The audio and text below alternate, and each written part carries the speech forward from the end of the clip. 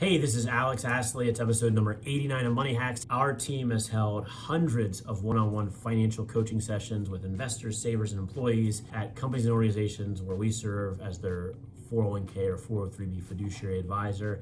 And as many know, over the course of the last 2+ months, we've seen a pretty sustained market sell-off, market correction across US and global stocks. And as we're doing these one-on-one meetings, the big question that folks have is, what should I be doing when it comes to my 401k or my IRA or my other investments and savings? I won't get into or pontificate around the global landscape, the geopolitical issues that we're facing, or some of the economic challenges we have. Instead, I want to talk more about ideas and takeaways and considerations you may have as an investor and saver. So first of all, I want to start with long-term retirement savings like our 401ks and 403bs. Now, might be a good time to take a look at those accounts, but if you're of the faint of heart when it comes to your money, you might be better off not looking at them. But we do want to make sure that you are invested the right way that aligns with your time horizon, your age, and your overall risk profile.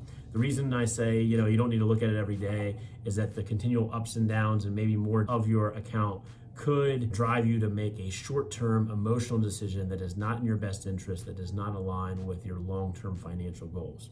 With that being said, we want to ensure that you're invested across a broad mix of investment vehicles, and again, that aligns with your long-term financial strategy.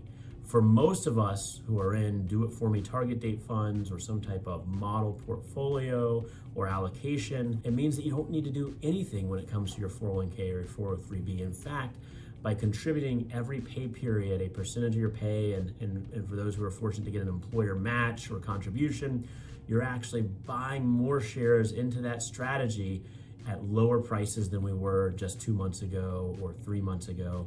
If you have a longer time horizon, like 5, 10, 20, 25 years, it's going to allow that money to grow and appreciate to build up your assets for retirement. When it comes to other investments that might not have as long of a time horizon, if you're saving in an investment account, a non-retirement account for a financial milestone or goal that's 3 or 5 years away, this is also a time to reassess what the appropriate mix of that portfolio should be.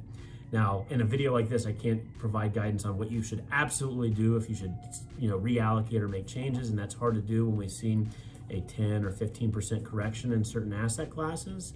But I think it will help you to understand risk a little bit better, and as you get closer to the time that you're going to use that money, if you've set aside, some assets in an investment account that you want to use in the next 2 or 3 years to purchase a property, for example, it may be a good time to start planning on how to reduce your risk in those accounts over the course of the next couple of years before you get to that date when you're going to need to use the money. Then finally, the area where I think a lot of families and individuals maybe lose sight of is short-term emergency savings.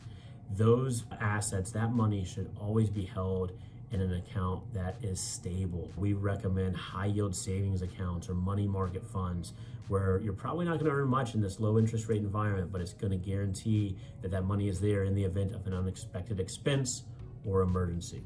So in summary, we're long overdue for this market correction. We've had a number of great years, and now I know it's unsettling, painful, creates fear when you see a sustained sell-off in the markets.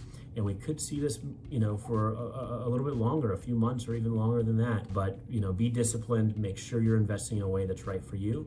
And if you have questions or there's anything we can do to help, please feel free to reach out. Check us at moneynav.com or on social.